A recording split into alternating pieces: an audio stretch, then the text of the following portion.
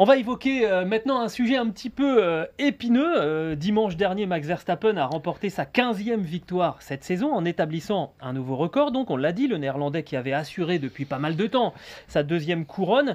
Et il a évidemment largement contribué au titre constructeur de Red Bull. Parallèlement, on a assisté depuis quasiment 2 semaines ou une grosse dizaine de jours à des efforts énormes de son équipe pour défendre, voire même protéger dans certains cas sa star. On va essayer de revenir chronologiquement sur les faits. Ça a commencé donc il y a 2 semaines, lorsqu'on avait reçu Guillaume Roquelin, qui était donc l'ancien ingénieur de Sébastien Vettel au moment des 4 titres du pilote allemand. Et l'ancien chef ingénieur de des Red Bull. années Verstappen, Exactement. jusqu'à cette année au printemps. Et qui nous a dit, lors de ce podcast, que vous pouvez retrouver d'ailleurs, qui nous a dit à un moment, Verstappen était moins fort techniquement quand il est arrivé chez Red Bull par rapport à Vettel. J'ai plus la Oui. phrase exacte. Il mais a dit il était un peu faible C'est ça. comparé à d'autres pilotes. Alors, j'ouvre une toute petite parenthèse. Max Verstappen, tu sais combien de temps il a passé entre le karting et la F1? Je pense que ça doit pas être énorme. Un an. Ouais, c'est ça. C'est monstrueux.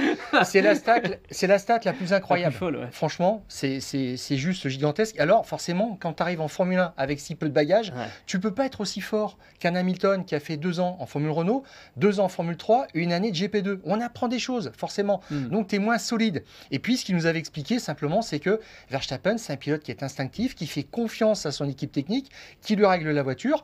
Et lui, il est capable d'aller très très vite avec des réglages donnés et certainement peut-être plus vite qu'aucun autre pilote. Voilà. Donc, il marche à ça. Sauf que dans la foulée de ce podcast, évidemment, comme c'était des propos très intéressants, très forts de la part de Guillaume Roquelin, ça a été repris et traduit dans différentes langues. Tu as vu qu'on est passé, on m'a même confondu avec David Coulthard, ça m'arrive souvent.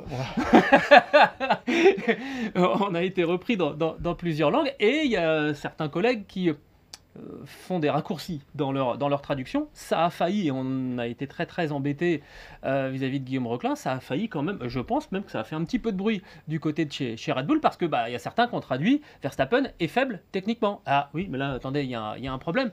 Et là, attention, il faut venir. C'était drôle. Et on a eu le sentiment qu'il fallait venir protéger le pauvre petit Max Verstappen. Attendez, le garçon est double champion du monde. On se doute bien que c'est pas un peintre et que techniquement, il a progressé depuis. Mais la réaction de Paul Monaghan, elle était assez épidermique sur le coup. On lui a posé la question en conférence de presse FIA le samedi à Sao Paulo. Et lui, il a dit Verstappen est fort techniquement. Forcément, il avait. Alors, c'est un point de vue différent. Il n'a pas désapprouvé Guillaume Roquelin. Il a simplement dit ce que lui pensait. Et chacun se fera son avis après. Mais c'était une réaction, je dirais, c'était un contre-feu en termes de communication, tout simplement. Mais. Dans tout ça, alors Helmut Marko aussi a parlé, on essaie un petit peu de présenter Verstappen chez Red Bull comme le pilote parfait à 0 défaut. Voilà. Et ça, c'est un petit peu aussi une caricature. C'est un peu ridicule et ça n'est pas infamant de dire qu'il peut encore progresser. Oui. Et d'ailleurs, tous les pilotes en fin de carrière disent qu'ils sont plus forts techniquement que quand ils sont arrivés en Formule 1. Point. Et alors, ce qui est drôle, c'est qu'il y a eu déjà cette première réaction assez épidermique. Finalement, les choses se sont calmées. On s'est rendu compte du côté de chez Red Bull qu'il y avait eu un travail de traduction qui avait été bâclé chez certains sites.